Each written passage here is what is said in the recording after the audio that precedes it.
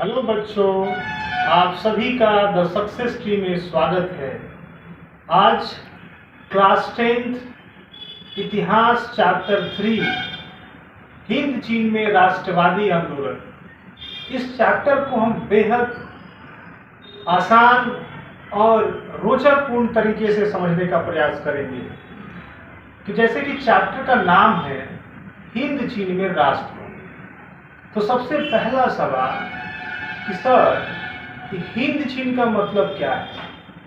तो simple answer है, हिंद चीन का मतलब 3 देशों के समूह को, लाओस, कंबोडिया और वियतनाम, इस तीनों देशों को मिलाकर के हिंद चीन कहा गया।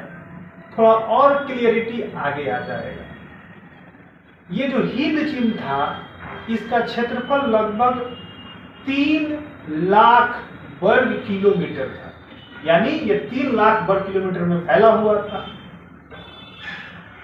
ये जो हिंद चीन में जो वियतनाम वाला क्षेत्र था, तो वियतनाम को प्राचीन काल में, पुराने समय में जो उत्तरी भाग था वियतनाम का, उस उत्तरी भाग को हम तोकीन कहते थे। क्या कहते थे? तोकीन। जबकि मध्य वाले भाग को हम कहते थे अन्नाम, और सबसे दक्षिणी वाले भाग को कहा जाता था कोचीन क्षेत्र। ठीक है, तो वियतनाम का जो तोकीन और अन्नाम वाला क्षेत्र था, उस क्षेत्र पर चीनियों का अर्थात चाइनीजों का प्रभाव था। उनके कल्चर, उनके भाषा, रहन सहन का प्रभाव था।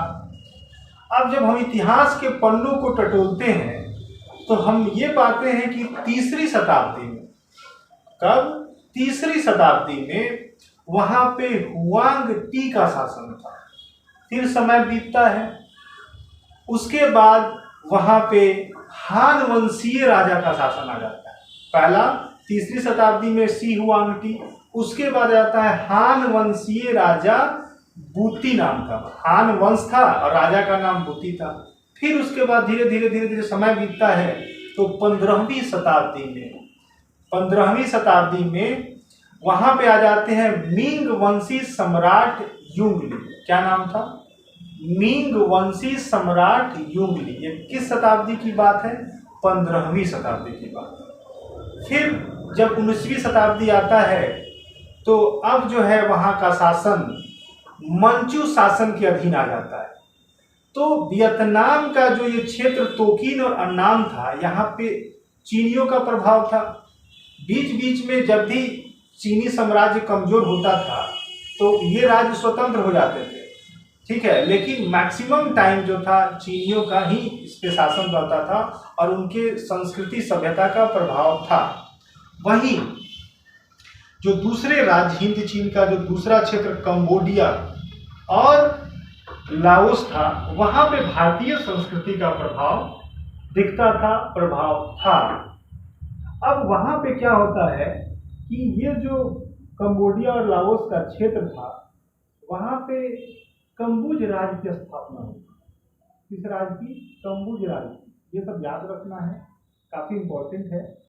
फिर 12वीं शताब्दी में कंबोडिया में दुनिया का विशाल मंदिर अंकोर या अंकवाट के मंदिर का निर्माण कराया जाता है।